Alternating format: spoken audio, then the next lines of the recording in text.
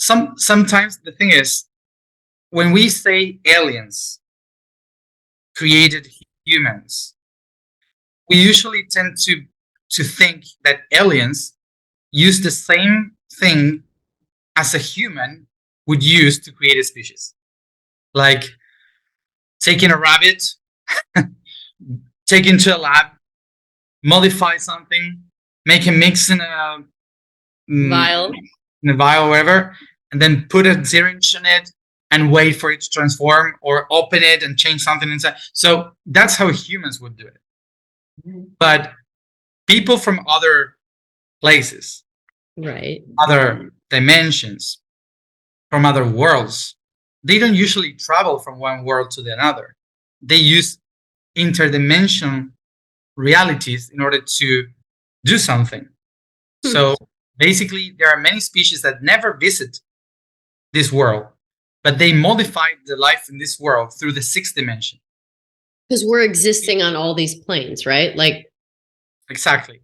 And there are some species in other worlds that evolved to be able to mold and to use the sixth dimension. And in the sixth dimension, there's no space. So in order to transform the Earth, you don't need a spaceship to come to Earth.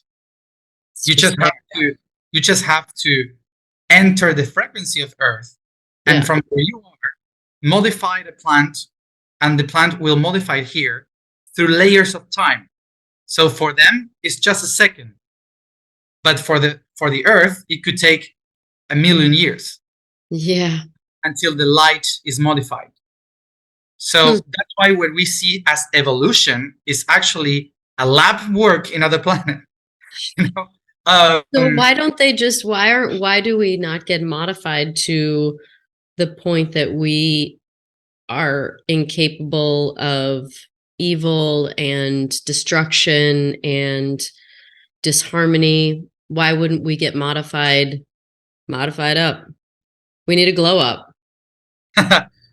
Yeah, it's like saying, for example, I want an apple, but I don't want to wait for the tree to grow. So you cannot make an apple. You have to wait for the seed to be in the darkness and the pressure of the earth, to feel how to absorb the nutrients and extend roots. And the first thing that every being does in the vegetal realm, what is? To go deep into the darkness. Yeah. Because the darkness is the one that has the minerals. The dark is the one that has the potential. And you find the dark and the potential through going against the force of the earth. And you have to feel the pressure until you feel you are tight enough to this reality to start growing up.